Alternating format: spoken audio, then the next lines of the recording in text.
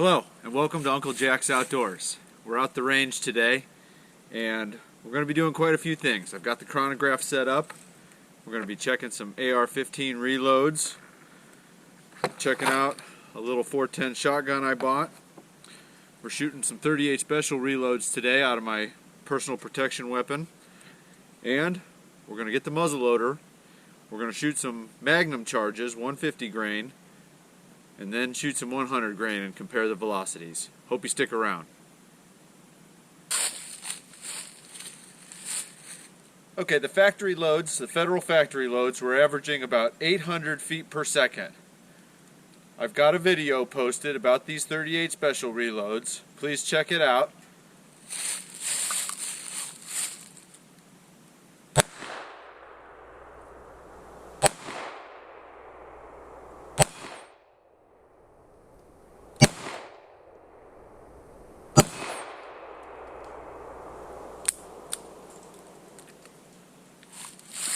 Okay, about 650 average there. I think we had an air and a low reading, but 640 to 650 got 3 solid readings, so I'll put that in my notes.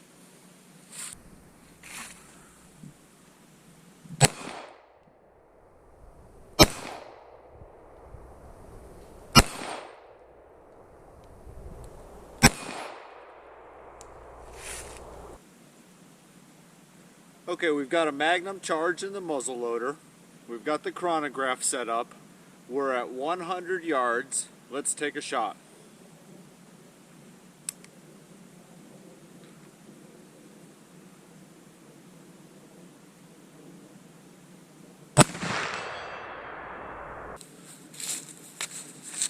The chronograph read 1920 feet per second. Just as if I was hunting, let's go ahead and reload this and take another shot.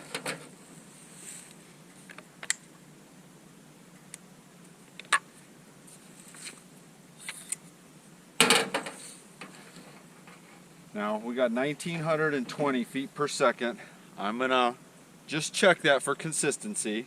We're gonna load another 150 grains of 50/50 powder and a 245 grain power belt.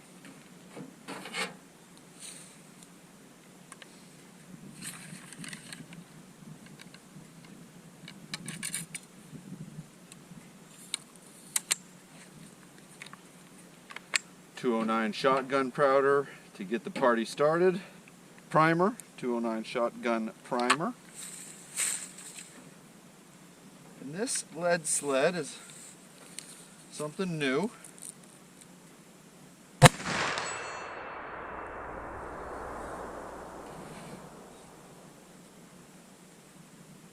(2010 feet per second). Okay, the first 2 magnum shots were just over 1900 feet per second, just over 2000 feet per second. Now, I hope to demonstrate here exactly why I do not use a 100 grain charge. Let's go ahead and omit one of the pellets. We'll load a 100 grain charge and a 245 grain power belt.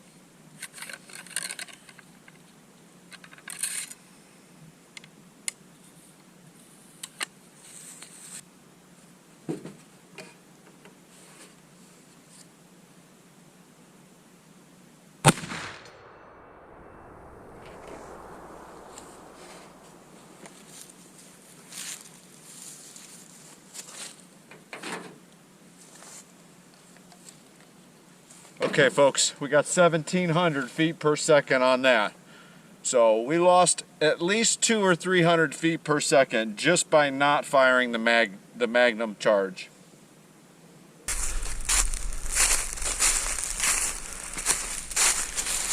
Okay guys, this is at a distance of 100 yards. The first 2 shots, the magnum charge, and then as expected the 100 grain charge fell off just a little bit.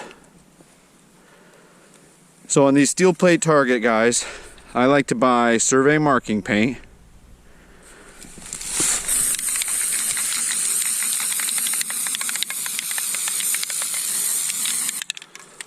There you go. Let's go back and shoot a few more.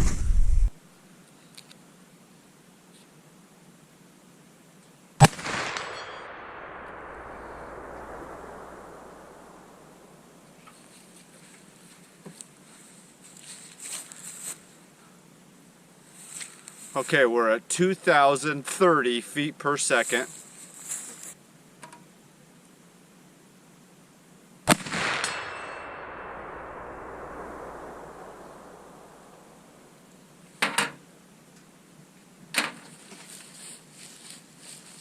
Okay, best one yet, 2,050 feet per second.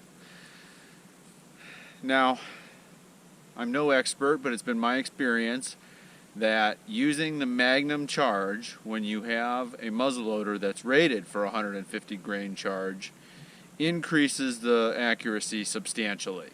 So at 100 yards with 100 grain charge, you know, I can consistently shoot a paper plate. If I up that to the Magnum charge, I'm consistently shooting a baseball sized bullseye and getting much better groups.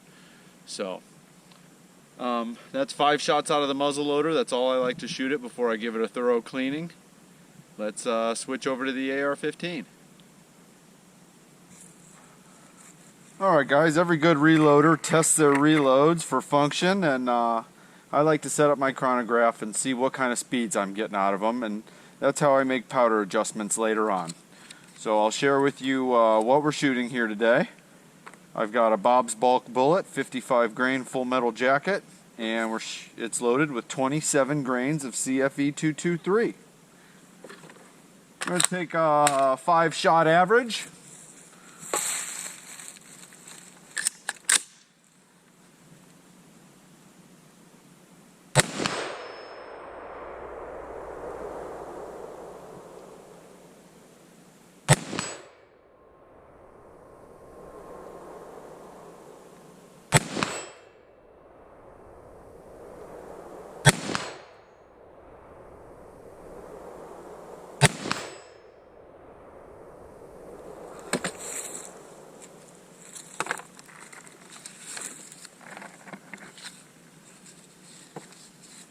Okay guys, we got about 2880. Next up, we've got a 55 grain VMAX propelled by 26.5 grains of BLC2 powder.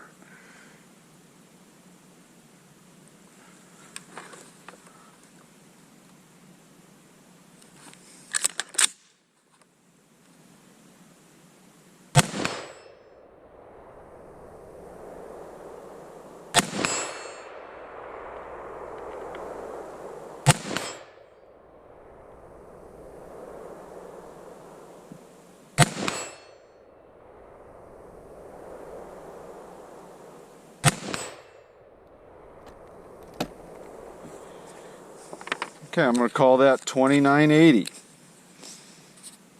Okay, next up is another 55 grain VMAX. This time we're using 25.5 grains of H335.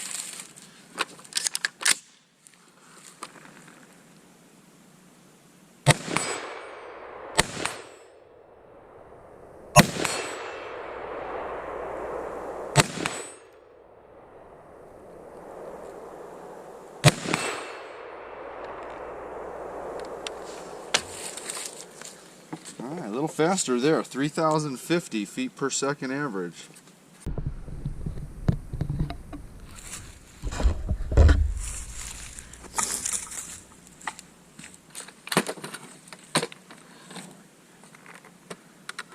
Okay guys, this is a 50 grain soft point Remington projectile, and same as the last round, it's powered by 25.5 grains of H335. Should be over 3,000 feet per second.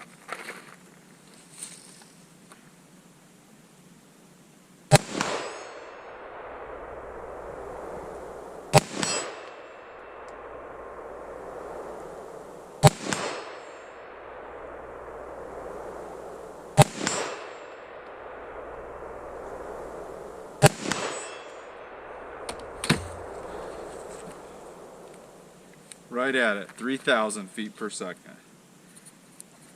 And last but not least, we're back to Bob's bulk bullet. We've got 26.5 grains of CFE.